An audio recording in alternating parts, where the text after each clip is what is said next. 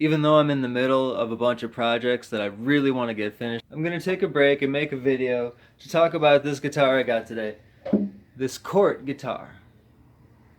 This guitar is Earth70 NS. It's a good design and it's pretty good material, but right off the factory line, this guitar is unplayable. And it's just like the worst choice for a beginner to start out with. And I'll tell you why. The action is unacceptable. And it's just because the guitar needs to be set up. The slots on the nut are way too high, so that when you try and push down the string, it's really, really hard to push down the string. It's impossible. I mean, even if the neck and the frets are perfect, this nut is so bad that a beginner could never learn to play guitar on this otherwise wonderful guitar. The same is true about the action over the higher frets. This bridge is way too high. It easily could be lowered. But as it is, even with a perfect neck, this guitar is pretty much unplayable. Being that I've worked on a lot of guitars over a long time, I have all the tools I need to get this playing great. But I want to make a video showing anyone at home how to turn a cheap beginner guitar into a really nice playing guitar. You can do it. If you don't have an Allen wrench set, or if you don't really know what a truss rod is, you can skip this first part. It's not totally necessary to make adjustments to the truss rod or to look at it, and I'm curious for my own personal curiosity. It may be useful to know that you need a 5/32 Allen wrench for the socket in this truss rod. Let's see if it's tight. Hard to loosen it, but it's not maxed out. I'm able to tighten it. Looks like the truss rod is working great. On any acoustic guitar, if the action is too high, the next thing to do is to lower the bridge. On an electric guitar, you would actually lower down the saddles. But to lower the bridge on an acoustic, you can just sand down the bottom of the bridge. It'll be exactly the same on top, so that it will match the curve of the frets, and you got your lower bridge. This bridge has these little circles on the bottom. It'll be really easy to tell how much I've sanded off. If it didn't have the little circles there though, I would just mark it with a pencil and sand off one line of pencil at a time. Okay, so the action right there at a little under 4/64. That's about the ideal height. Now with the bridge and the action nice and low, I can play on the high frets.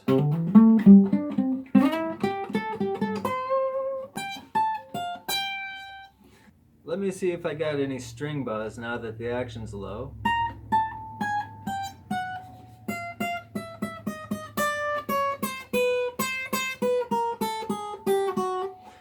Okay, it's good except for you got one fret that's buzzing. You need to do a spot level, but this is a problem that you could probably fix at home. But whether or not you want to do that, you at least want to do one more thing. All of the strings need to get a little bit lower. You can do a similar technique to what you did to the bridge. If you take the nut off of there and file the bottom of the nut down, that means I need to remove the nut, so I'm going to loosen the strings again. This takes a little patience. Obviously, don't cut yourself. If you aren't patient, you might get some chips in the wood, or try to force it, you might chip off part of the nut. Get the glue to crack. So, the nut's removed. I'm gonna draw a little pencil line. I'll know how much I've sanded exactly. Sand it against a flat surface. Make sure you sand it down evenly. The nut's not glued on here. I've sanded off a few layers of the bottom of the nut, and the action's getting really low now. I can tell by eyeballing it that it's where it needs to be. I can tell by the feel too. But an easy way to be real sure that you're doing it right is to take a little piece of a string. This is an electric D string. It's 0.023 inches. And if I try to slide it between the string and the fret, it's gonna catch. So I know that the space between the string and the fret is less than 0.23. If this can slide under the string, then the nut is too high, for sure. I'm trying to get it really low. That way, playing like a bar to F chord, if you are gonna eyeball it, you can compare the action over the first fret when you play the open string. Compare that to the action over the second fret while you're holding down the first fret. You can get the feel and eyeball out how high you want it over the first fret. The low E string should be a little bit higher than the high E string, just to allow for a little more vibration. I want to make sure that there's no glue residue. Then I just put a few tiny drops of wood glue on the bottom and also on the back. So then get the nut centered, make sure it's making contact with the bottom. If you put the strings back on, make sure it doesn't slide side to side. Just leave them loose while it's drying. So just from filing the bottom of the bridge and the bottom of the nut, I didn't really even need to adjust the truss rod. This guitar has gone from very hard to play to playing pretty good. And since when I play this note, I hear a little buzzing, that probably means that just this fret right here is a little bit too high. So I'm going to take a permanent marker and put a little dot under the high E string on this fret. Then you take a little piece of sandpaper. I'm using 220 grit, little bit by bit. Sand off the dot. Again, don't mark up the fretboard. You can put pieces of tape on either side if it's a really nice guitar and or if you don't know what you're doing.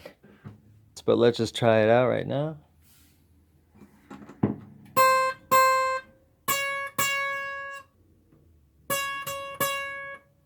It's not much better. I'll do it a couple more times. One word of advice on this though. If you go too far and make this fret too low, but you lower the 12th fret too far, you'll get rid of the buzz, but then when you play the 12th fret, you'll need to lower the 13th fret, then you need to lower the 14th fret. So the point is, just don't go too far when you're spot leveling one fret, or you have to do all the rest on the way up the fretboard.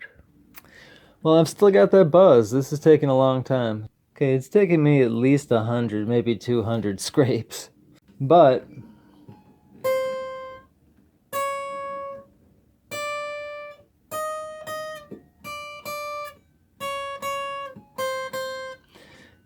not only does this note play clean, but all the higher up notes play clean, so it didn't really even need a full fret leveling, even though I'm going to give it one.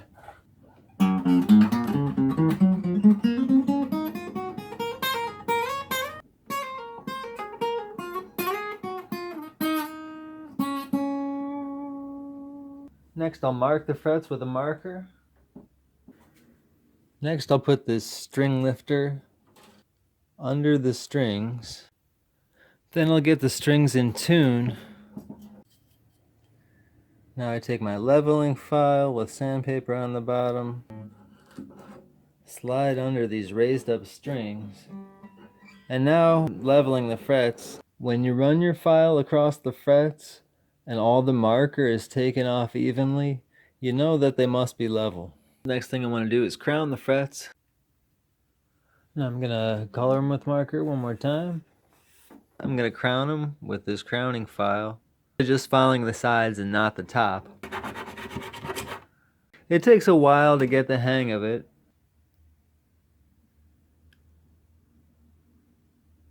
Now every fret each has its own crown and a little bit of magical fairy dust that I need to vacuum up. The final step, taking the guitar outside, just so I don't get steel wool everywhere. And I'm just gonna go to town with some steel wool. So now all the marker's gone and it's really smooth. I thought I was gonna be able to avoid rolling the fret edges, because the edges are pretty good. And it's an acoustic, so they don't always need to be rolled. But I noticed I was catching a little bit of the steel wool fibers on some of the edges. So I'm going to go back in with my crowning file. Anything that's sticking out even the tiniest bit where I can feel it, I'm just gonna take off that sharp edge. Like I said, the edges are rolled. That's the last step. It's finally all done. You know, it kind of seems like something's missing though. I don't know. What is it?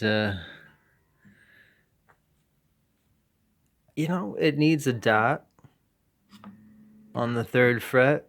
It needs another marker. Okay, I found one more thing to stop me from being done with this guitar, but I swear that's the last thing. It needs a side dot and it needs a marker on the fretboard. And it's gonna make it way better, especially for a beginner or someone who likes to party. I have this old scrap fretboard here, so I'm gonna take out the prettiest dot from here, scraping away the wood around the dot, then pry it out. I took some measurements and made some markings to find the center of the fret, get the precise pinpoint, and this drill bit is the same size as the dot. I'll put a drop of wood glue on the back and pop it in. Make sure it's deep enough so it's even with the fretboard. It's nice and level. Extremely fine grit sandpaper to kind of polish off the rough. And yes, now there's a dot on the 3rd fret like there should be. And I'll dig out a side dot too. For the side dot, I'm going to start the hole with just going right in the middle of the frets and right in the middle of the binding. This hole doesn't need to be that deep as long as I'm using glue. This little segment of side dot is much deeper than I need it to be. When the hole is full of glue, just jam it in there and give it 30 minutes to dry. I'll use my X-Acto knife to cut off the overhang, then get rid of the rough stuff with some sandpaper. And now I'm gonna hit it with a buffing wheel to get it perfectly smooth.